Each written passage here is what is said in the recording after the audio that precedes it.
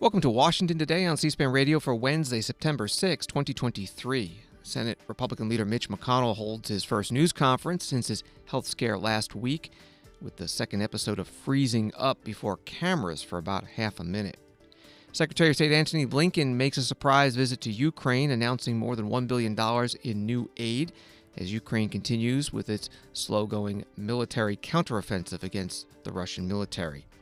And with uncertainty whether the U.S. Congress will approve the Biden administration's request for additional funding for Ukraine, a request that may get tied up with short-term and long-term funding bills needed to prevent a U.S. government shutdown. President Joe Biden praises recent high-profile and economically significant union contracts that prevented crippling strikes, one at the ports on the West Coast, the other with the shipping company UPS. And the first televised proceeding in the Georgia election interference cases. Two of the defendants try to get their cases severed from each other and the 17 other co-defendants, one of them is former President Donald Trump, to have separate trials. The judge denies the motions. And we begin with Senator Mitch McConnell, Republican from Kentucky, Minority Leader, answering questions about his health after last week's freeze-up before the cameras, the second time this has happened in recent months. The Capitol attending physician putting out statements concluding there is no evidence that Senator McConnell had a seizure disorder or experienced a stroke, TIA, or movement disorder such as Parkinson's disease, and also that occasional lightheadedness is not uncommon in concussion recovery and can also be expected as a result of dehydration. Senator McConnell did have a concussion a couple of months ago. Here he is answering reporters' questions. Respectfully, can you tell us what is afflicting you and characterize what is the level of transparency that the people of Kentucky deserve to hear about your condition? Well, I think Dr. Monahan covered. Well, we'd like to hear from you. I know you are hearing from me. I think Dr. Monahan covered the subject fully. You had a chance to read it. I don't have anything to add to it, and I think it should answer any reasonable question. But he ruled things in. He didn't rule things. He ruled things out. He didn't tell us what it might have been. Do you know what it is? You've had all these evaluations. What have doctors said is the precise medical reason for those two freeze-ups? What Dr. Monahan's report addressed was concerns people might have that some things that happened to me did happen. Well, they didn't. And really, I have nothing to add to that. I think he pretty well covered the subject. McConnell, what do you say to those who are calling on you to step down? Do you have any plans to retire anytime soon? I have no announcements to make on that subject. But what do you say to those who are... I'm going to finish my term as leader, and I'm going to finish my Senate term. Thank you. Senator Rand Paul, sir? The Senate Republican Leader Mitch McConnell, the Minority Leader from Kentucky, at a news conference today. His term as Republican leader is 2 years at a time, so the current one expires after the 2024 November elections, and his current term as senator runs through January 2027. You heard at the end a reporter trying to ask about Senator Rand Paul. That's the other U.S. senator from Kentucky, also a Republican, who is an eye doctor, and today was asked by reporters about his take about Senator McConnell's condition. Can we get your reaction to the explanation that was given for Senator McConnell's episodes and what you believe happened? I think it's an inadequate explanation to say this is dehydration. Well, I've practiced medicine for 25 years, and it doesn't look like dehydration to me. It looks like a focal neurologic event. That doesn't mean it's incapacitating, doesn't mean he can't serve, but it means that somebody ought to wake up and say, wow, this looks like a seizure, and maybe there's some seizure medication that could be given for this. You know, do we only have 2 episodes, or are we having 1 episode a day that we don't know about because it's not happening in public?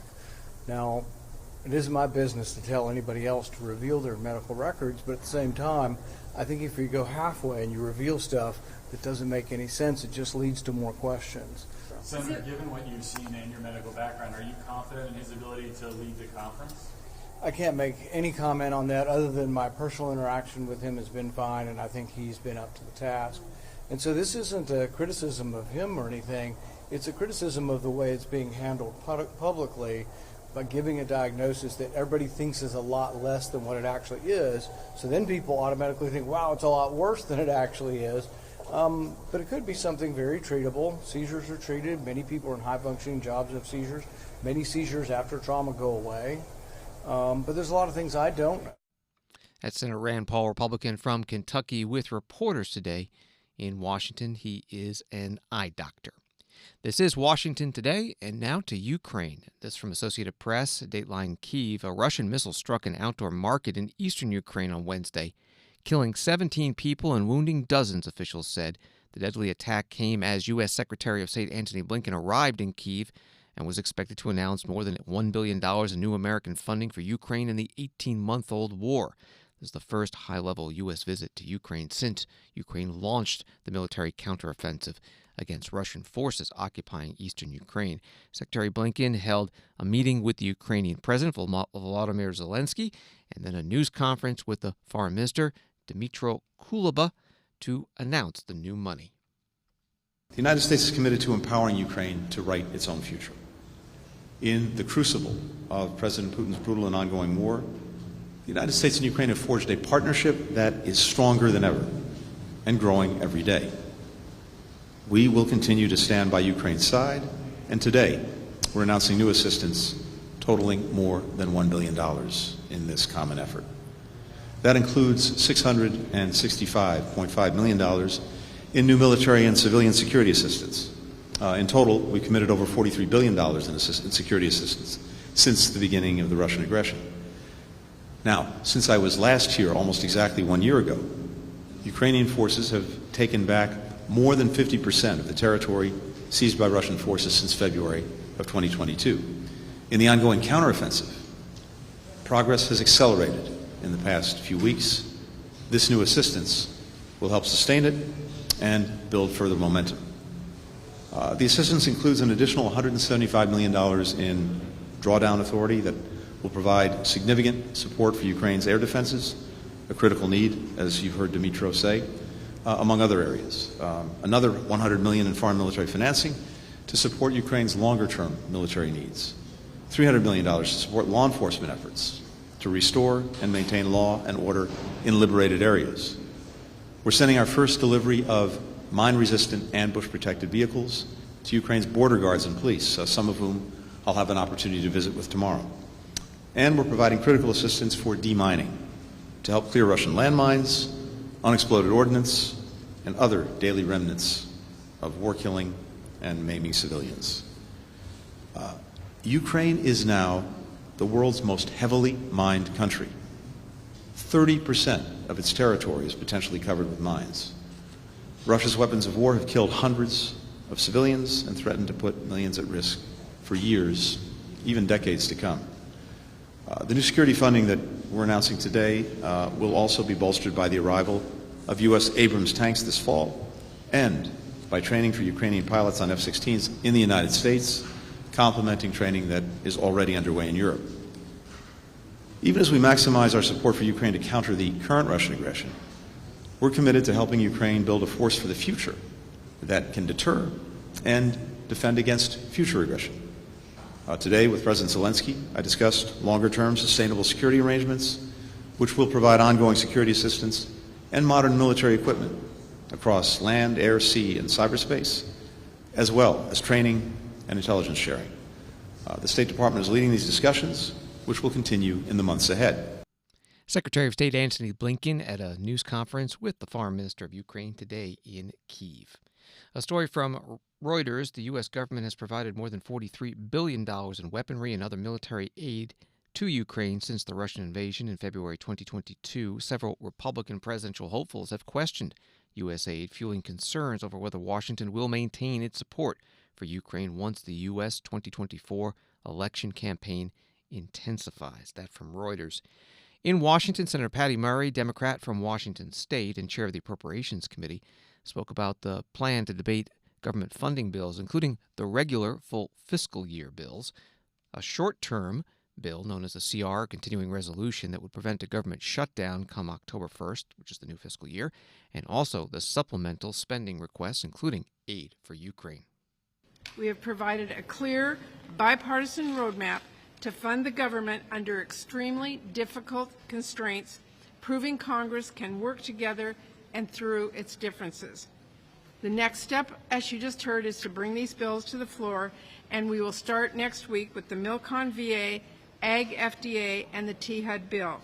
And we hope, again, to move to them as early as Monday evening. That's very good progress, but I think we all understand that a CR is going to be necessary to make sure we have time to complete this whole process. And that supplemental funding, like President Biden has requested, is absolutely necessary to support our Ukrainian allies, provide relief for the truly heartbreaking disasters we have seen around the country, and stop the flow of fentanyl and more. And let me be clear, we can and should meet the President's full supplemental funding request. There are too many urgent priorities that we cannot afford to shortchange, everything from delivering the disaster relief communities desperately need to recover, to paying our wildland firefighters, and continuing to have our Ukrainian allies back. On that note, I have to say, I hope we can all come together, Democrats and Republicans as well, to address the child care crisis, as critical dollars for that are expected to expire at the end of this month. I'm ready to work with our Republican colleagues in every way possible to make sure that our child care centers remain open and our kids don't lose those slots, and parents, especially our moms, can stay at work. Now, as many of you know, I am no stranger to tough negotiations or fiscal brinkmanship, but I think it does bear repeating the Senate has shown there is a genuine bipartisan path to do our jobs and fund the government. The Senate Appropriations Committee, with plenty of members on opposite ends of the political spectrum, strongly progressive Democrats and deeply conservative Republicans, wrote 12 bills to make our country safer, our economy more competitive, and do good for the people that we all represent back home. We are full steam ahead here in the Senate, and as we move forward, I hope that my colleagues in both chambers remember the power of the purse rests with Congress. We have to take that responsibility seriously. Senator Patty Murray, Democrat from Washington State and chair of the Appropriations Committee, today on Capitol Hill, part of a Senate Democratic Leadership News Conference. The Washington Examiner has a story. Senator Rick Scott, Republican from Florida, introduced legislation with his colleague, Senator Marco Rubio, Republican from Florida, on Wednesday that would provide emergency relief funding for natural disasters, including Hurricane Idalia in Florida and the Hawaii wildfires, separate from increasingly controversial Ukraine aid. The article continues, the bill comes in response to a White House request for $44 billion in emergency spending that would tie the $16 billion in disaster relief to $24 billion in Ukraine aid as the war-torn country defends itself against Russia's invasion. At a separate Republican leadership news conference today, John Thune of South Dakota, the Minority Whip, spoke about the government funding process. As the leader pointed out, we haven't had a normal appropriations process for a long time around here, but we do now have 12 bills. All 12 bills have been reported out of the Senate Appropriations Committee. The key now is to get those bills moving across the floor, and I'm hopeful that that will start happening next week, and when it does, that there will also be an open, robust amendment process in which members who don't serve on the Senate Appropriations Committee have an opportunity to make their voices heard and get amendments considered that are important to them and the people that they represent. I talk a lot around here about regular order. And the reason I do that is because I think bills, when they move through regular order, is a more transparent process. It is more accountable to the people in this country. And I hope that we can have a regular order process as we begin to deal with appropriation bills, so we don't end up like we did last year at the end of the year with everything piled up in this big train wreck of one big appropriations bill that's a take it or leave it proposition. The way it's supposed to work is to do these in regular order through a process that allows for open debate on the floor, and that's what our conference is going to insist on in the appropriations process this year. Senator John Thune, Republican from South Dakota, the Minority Whip at a Senate Republican Leadership News Conference. President Joe Biden, writes CNBC, celebrated the recent West Coast dock worker contract in a ceremony at the White House on Wednesday. Leaders from both the International Longshore and Warehouse Union, which represents the workers, and the Pacific Maritime Association, which operates the port terminals, joined President Biden at the White House. We all remember how the ports around the world were congested due to disruption caused by the pandemic. During my first year as president ahead of the holiday season, my administration brought together port operators and shipping companies and labor to do everything they could to ease the bottlenecks for that season, that Christmas season. And America's longshore workers stepped up with extraordinary measures, including working around the clock 24 hours a day, 7 days a week to keep the cargo moving. It worked. Working with port operations, about 97% of the packages were delivered on time for the holidays or with only minimal delays, and I want to thank the port operators for that as well. Delivery times were actually quicker than before the pandemic. Our dock workers did that, and I want to thank them, and the port operators in our nation's ports moved record levels of cargo in 2021. Then we moved record cargo again in 2022. And today, thanks to the American workers, including the longshore workers and truckers, rail workers, America's supply chains are operating smoothly again. With this agreement, they're being paid what they deserve, and goods are moving quickly and efficiently across the country. Plus, this has a direct impact on reducing inflation. When the cost of moving goods through supply chains goes up, inflation goes up. Strengthening supply chains and inflation goes down. That's why we made fixing our supply chains to bring down inflation a top priority, and it's working. Today, inflation is down to around 3%, about 1/3 of what it was 1 year ago. That's near its lowest point in over 2 years. This contract proves that collective bargaining works. It gives workers a seat at the table and ensures that their well-being, security, and futures are a priority, and it also gives employers the opportunity to deliver for employers by helping them attract and retain the best, most productive workers in the world. Yes, it often takes time, but done right, collective bargaining means everyone wins. Workers, employers, our economy, and consumers. That's why I also want to congratulate another labor agreement. The Teamsters overwhelmingly ratified their contract with UPS last month. UPS is the largest single employer contract in all of North America, covering 340,000 workers. And thanks to that contract, those workers will see significant pay increases, improved working condition, brief relief from the heat in delivery trucks by eliminating the tier system, which unfairly paid some drivers lower wages than others doing the same exact job. With this historic contract, our Teamsters are going to continue to deliver UPS goods across the country, and our supply chains will continue working the way they should.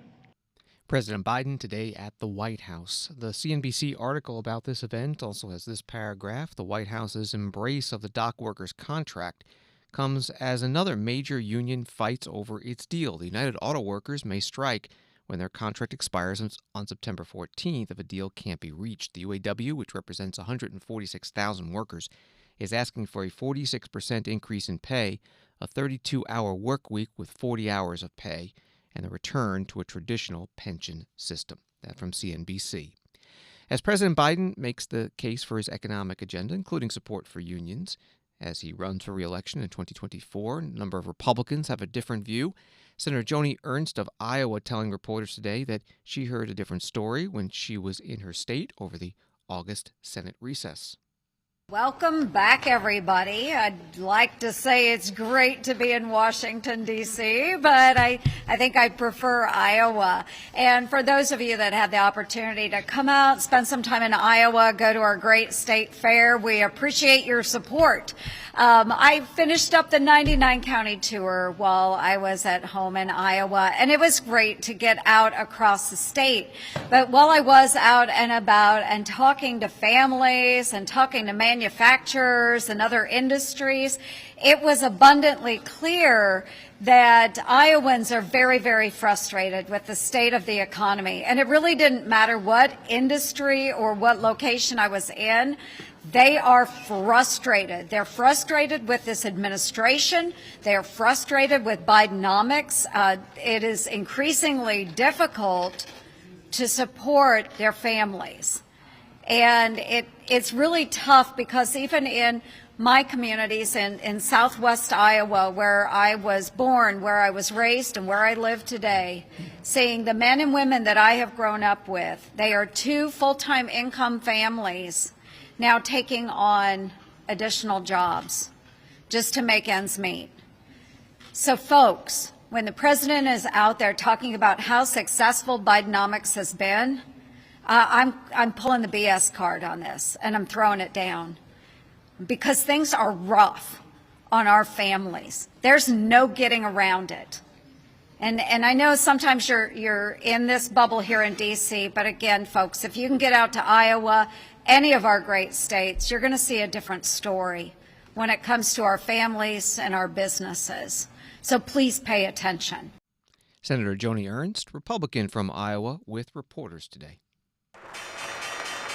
On Wall Street, the Dow was down 198, NASDAQ down 148, S&P down 31. The Senate confirmed Philip Jefferson as Federal Reserve Vice Chair by a vote of 88 to 10, the 10 no votes coming from Republicans. 2 more Federal Reserve nominations are expected to be voted on in the Senate this week. Lisa Cook for a full 14-year term on the Board of Governors, and Adriana Kugler to fill a vacant seat that expires in 2026. Senate today also confirmed Democrat Gwynne Wilcox to serve on the NLRB, the National Labor Relations Board, for a second term of 5 years. The vote was 51 to 48, mostly along party lines. The 2 senators from Alaska, both Republicans, Lisa Murkowski and Dan Sullivan, voted yes, and Democrat Joe Manchin of West Virginia voted no. The White House says that President Biden has tested negative again for COVID-19 and has no symptoms, and will be tested again tomorrow before leaving for the G20 Leaders Summit in India. He has been tested regularly since First Lady Jill Biden tested positive for COVID-19 earlier this week. She remains at the Biden Beach House in Delaware. The latest on this from the White House Press Secretary Karine Jean-Pierre. I know folks are have this question, so I'm going to preempt the questions. Hopefully, your first question on this: the president tested negative for COVID-19 this morning. Following negative test on Monday night and also yesterday, he is not experiencing any symptoms, which of course is a good thing. The First Lady is doing well as well, and she remains in Delaware, which is also a good thing. The CDC guidelines recommend, as I said before, as you all know, a combination of masking, testing, and monitoring for symptoms. The president is doing all that he can, of course, in consultation with his physician, and so he's keeping with the CDC guidelines, as you all know. Okay. Thank you. You did preempt my first question. Oh, good. That's good. But on that, will he be testing again tomorrow before he boards a flight, and will he be testing in India and Vietnam? So I don't have any timeline on his testing cadence. I can tell you that he'll be doing that regularly, as in consultation, as I've said before, with his physician. And we've been pretty transparent on letting you all know when he's tested. We shared that on Monday, we shared on Tuesday, and certainly we shared that today. And so we will certainly let you know what that will be. But we've been very clear, all travelers who are going to India will be tested, including the president. As I mentioned, the president was tested today and tested negative, which is a good thing. We're happy to hear that. The White House Press Secretary Karine Jean-Pierre at her news conference at the White House. The head of the World Health Organization, Dr. Tedros Adhanom Ghebreyesus, says there are concerning COVID-19 trends ahead of the winter in the Northern Hemisphere. He also says that 3 years after the initial outbreak, COVID is here to stay. Dr. Tedros spoke at WHO headquarters in Geneva, Switzerland. We continue to see concerning trends for COVID-19 ahead of the winter season in the Northern Hemisphere. Deaths are increasing in some parts of the Middle East and Asia. ICU admissions are increasing in Europe, and hospitalizations are increasing in several regions. Still, data are limited. Only 43 countries, less than a quarter of WHO member states, are reporting deaths to WHO, and only 20 provide information on hospitalizations. Globally, there is not one variant that's dominant. The variant of interest, EG.5, is on the rise, while the XBB subvariants are declining. The BA.2.86 variant has been detected in small numbers in 11 countries. WHO is monitoring this variant closely to assess its transmissibility and potential impact. One of WHO's biggest concerns is the low level of at-risk people who have received a dose of COVID-19 vaccine recently. Our message is not to wait to get an additional dose if it's recommended for you. Yesterday, WHO published an annex to our Global Strategic Preparedness and Response Plan for COVID-19, which further supports countries in 5 critical areas: collaborative surveillance, community protection, safe and scalable care, access to countermeasures, and coordination. The increase in hospitalizations and deaths shows that COVID is here to stay, and that we will continue to need tools to fight it. Dr. Tedros is the leader of the World Health Organization at today's WHO briefing at their headquarters in Geneva. Story from NBC: Moderna's latest COVID booster appears to work against the BA.2.86 Omicron subvariant, the drug maker said in a release Wednesday. The updated booster generated a strong antibody response against the variant. According to Moderna, the variant has not yet gained widespread prevalence in the United States, but has raised alarm among experts and health officials because of its high number of mutations. Reporting from NBC. Washington Today continues in a moment. When citizens are truly informed, our republic thrives. Get informed straight from the source on C-SPAN. Unfiltered, unbiased, word for word. From the nation's capital to wherever you are. Because the opinion that matters the most is your own. This is what democracy looks like. C-SPAN, powered by cable. Welcome back to Washington Today, which you can get as a podcast on the C-SPAN Now mobile app and wherever you find your podcasts. All 19 defendants indicted in Fulton County, Georgia, on racketeering charges related to alleged attempts to reverse Joe Biden's victory over Donald Trump in the 2020 presidential election in that state, including Donald Trump himself, one of the defendants. They've all pleaded not guilty and waived their in-person arraignments that had been scheduled for today. So instead, Fulton County Superior Court Judge Scott McAfee held a hearing on a motion from 2 of the 19 defendants, Kenneth Chesbrough and Sidney Powell, to sever their cases from the others and have separate trials. Scott Grubman is the lead attorney for Kenneth Chesbrough. We recognize this as a RICO prosecution.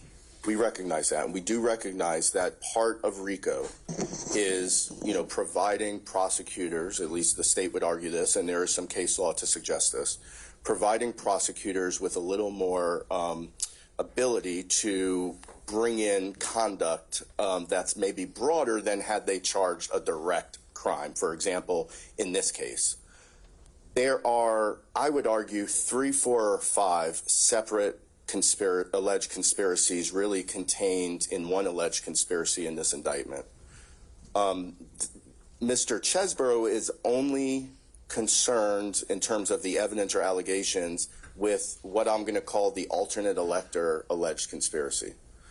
The allegations contained in the indictment, and of course I'm not saying that I believe they are true, but accepting them as true, shows that Mr. Chesbrough at most was only involved in that aspect of the conspiracy. Specifically, the allegations showed that Mr. Chesbrough received approximately 18 emails, all in his role as an attorney for the Trump campaign, asked to opine on the application of the 12th Amendment to the United States Constitution and the Electoral Compact, and then several other emails. Most of those additional emails were simply transmitting the memos that Mr. Chesbrough wrote that are alleged in the indictment, and 1 or 2 other emails to certain state officials discussing the logistics of how to go through the Electoral Compact. So that's what I'll call the alternate elector alleged conspiracy. Mr. Chesbrough has been indicted as part of that conspiracy. He's alleged to be part of that conspiracy. Obviously, we will defend those charges, but that's conspiracy A, if you will. Then there are 2 or 3 other conspiracies. With all due respect to Ms. Powell, and nothing I say, of course, in this should indicate whatsoever that I'm commenting on the evidence against Ms. Powell. And I apologize, I know that's not Ms. Powell, but her representative, Mr. Rafferty. Ms. Powell is alleged to have engaged in a conspiracy, again, just accepting the allegations and the indictment is true, dealing with the computer systems down in Coffee County, Georgia. And those computer systems, as we allege in our indictment, Mr. Chesbrough, or I'm sorry, in our motions, Mr. Chesbrough is not even alleged to have undertaken anything, even remotely related to the Coffee County conspiracy, which I'll call it. Then there's a third alleged conspiracy. And that third alleged conspiracy, I'll call, I don't necessarily want to use her name because of the circumstances, but the poll worker conspiracy, where there are allegations that certain individuals named in the indictment went and tried to apply some pressure tactics to a certain poll worker that I believe works here, lives here in Fulton County. That is also a conspiracy that in no way, shape, or form involves Mr. Chesbrough. And again, that's not my defense take on it. That's according to the allegations in the indictment. Scott Grubman is an attorney for defendant Kenneth Chesbrough in the courtroom today in Fulton County. After more debate from the attorneys, from him and another defendant, Sidney Powell, and from the state of Georgia, the judge, Scott McAfee, ruled. I think the argument that they're charged in 2 separate kind of silos of charges strengthens the idea that there won't be confusion amongst the jurors and there won't be spillover evidence. So really the strongest thing that I'm hearing, and I don't think it's invalid, is that it's going to be kind of a matter of inconvenience and potential added expense to have both defendants sit together. And that's certainly true, but there's also other judicial economy aspects to consider and issues of inconvenience as well. We talk about the jurors. I don't think we can take for granted that these would both be 2 equally 4-month-long trials.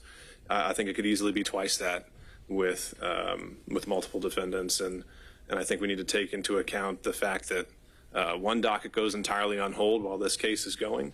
And instead of it being, if we're purely considering aspects of judicial economy, which to me was really the only valid argument here, I think taking up 2 dockets and for a period of 4 months also weighs into that, as well as the voir dire process and the inconvenience to the jurors.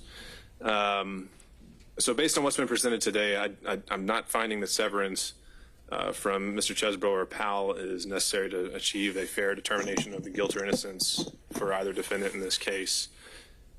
And so I'll deny Mr. Chesbrough's motions to sever from Ms. Powell. I'll deny in part Ms. Powell's motion to sever from Mr. Chesbrough. And the plan will be to enter a scheduling order for Ms. Powell mirroring that of Mr. Chesbrough with the October 23rd date holding. It sounds like the state is still sticking to the position that all these defendants should remain, and they want to address some of these removal issues.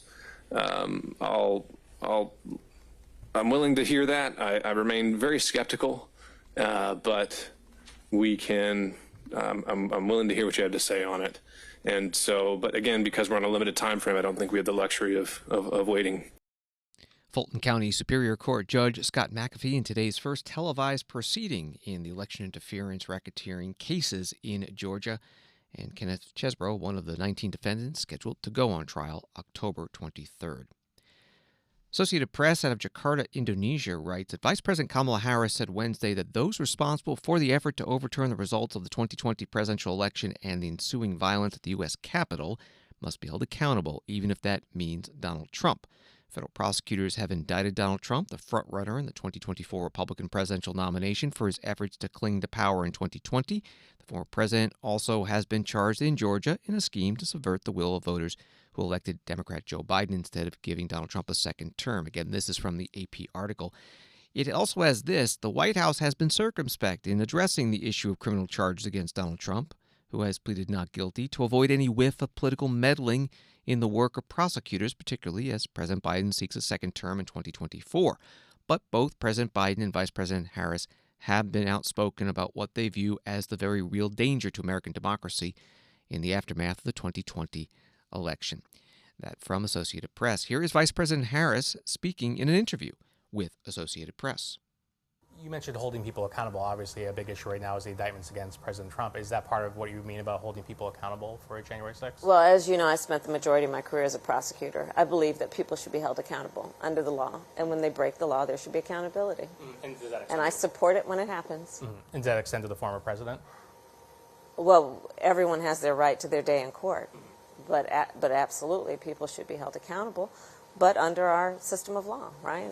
Let the evidence and facts take it where it may.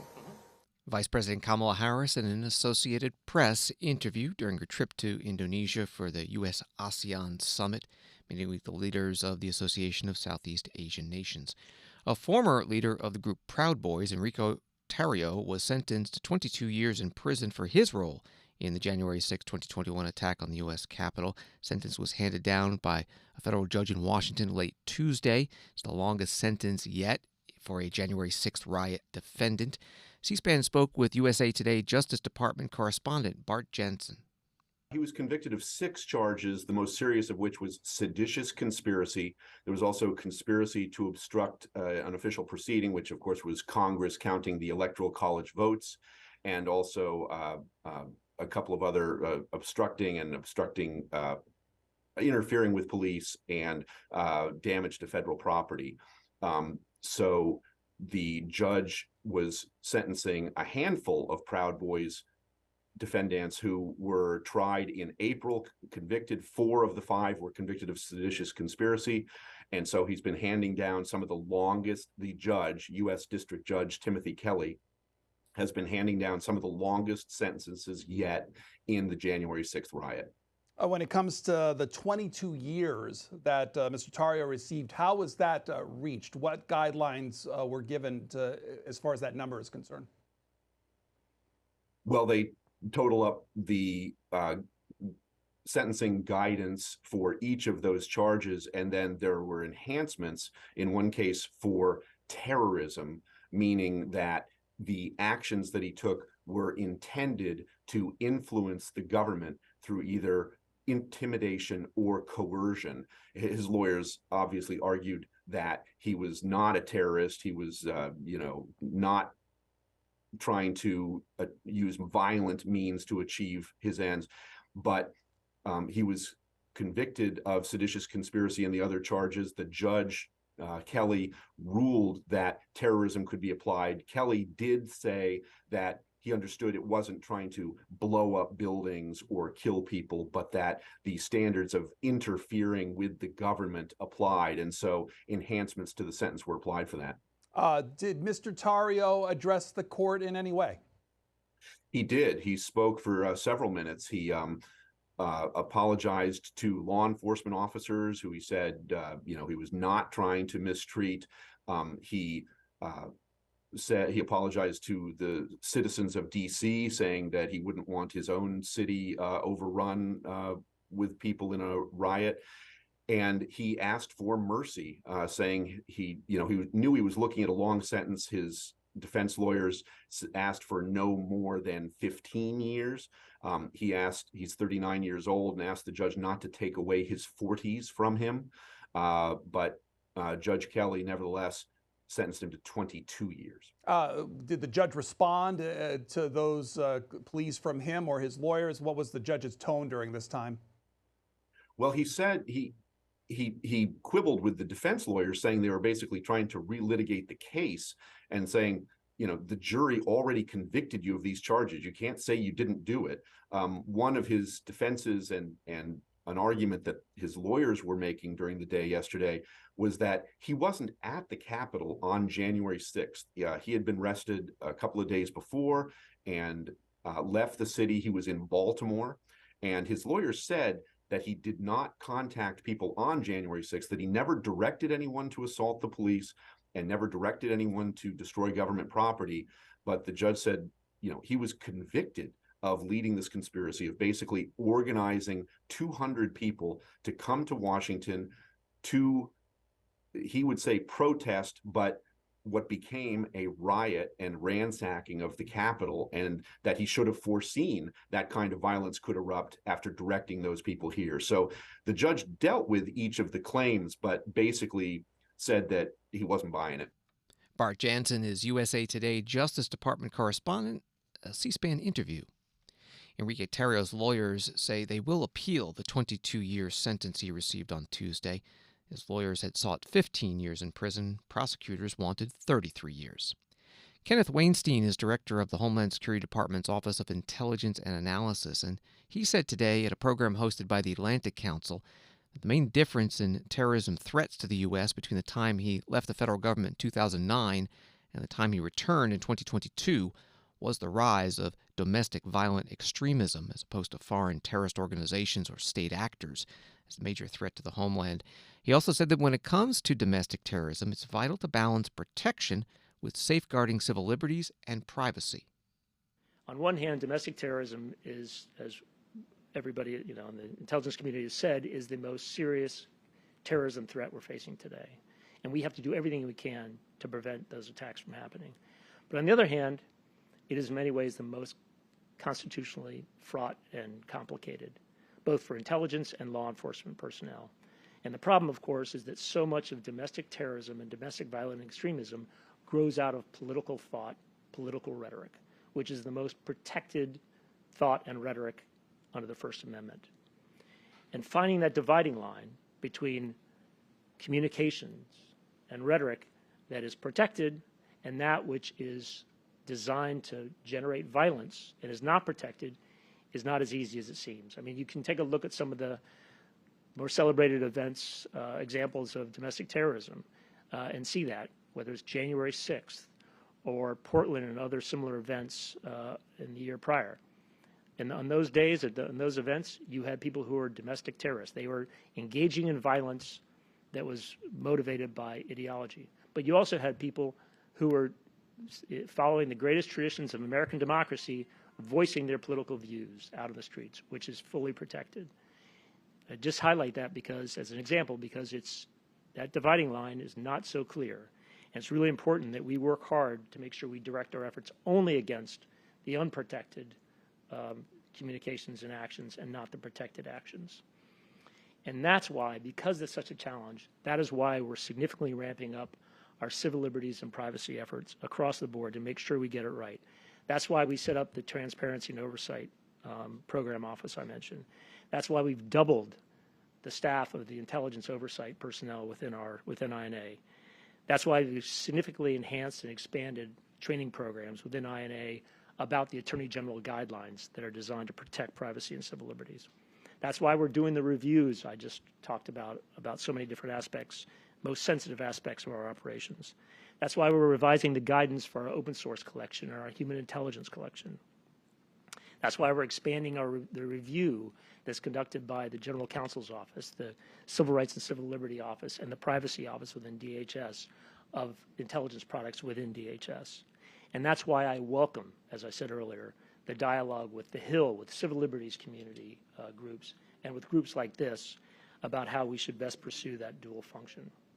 Kenneth Weinstein is Homeland Security Undersecretary for Intelligence and Analysis today at the Atlantic Council. He's a former White House Homeland Security Advisor and Assistant Attorney General for National Security from the George W. Bush administration. From the Washington Examiner, Congressman Matt Gaetz, Republican from Florida, sent a warning to House Speaker Kevin McCarthy, Republican from California, on Tuesday, claiming the Republican leader may not have a job long if he tries to get in the way of an impeachment vote against President Joe Biden. Speaker McCarthy has teased the possibility of opening an impeachment inquiry into the president over alleged foreign business dealings that took place while he was vice president, but Congressman Gaetz claimed the inquiry is not enough, and actual votes for impeachment are necessary. Speaker McCarthy has faced resistance on the inquiry from centrist Republicans. That reporting from the Washington Examiner. Congressman Gaetz was interviewed on the Todd Starnes radio show. I have traveled the country and spoken to so many Americans. They're disillusioned with House Republicans right now. They think that we have not put up a substantial battle to defeat the worst elements of this Biden administration. I worked very hard in January to develop a toolkit for us to be able to reorient the House of Representatives in a productive and positive way. I don't believe we've used those tools as effectively as we should have. And when we get back to Washington in the coming weeks, we have got to seize the initiative. That means forcing votes on impeachment. And if Kevin McCarthy stands in our way, he may not have the job long. So let's hope that he works with us, not against us. But we've got contingency plans in the event that he's not as productive. That's Congressman Matt Gaetz, Republican from Florida, on Tuesday. And one of the bits of the toolkit he mentions is an ability for a single member of the House to call for a vote to vacate the chair, which would force a vote on recalling the Speaker. That's down from 5 members required under the previous rules. And some news out of Texas. A federal judge there has ordered the state to remove all buoys it set up in the Rio Grande to deter migration, part of its Operation Lone Star. This came as part of a lawsuit filed by the Biden administration against Texas, arguing in part that the state had no right to install the buoys in federal navigable waterways. And the judge agreed. Thanks for listening to Washington Today. Sign up for C-SPAN's evening newsletter word for word to get the stories in the headlines in Washington emailed directly to you. Subscribe at cspan.org/connect. Have a good night.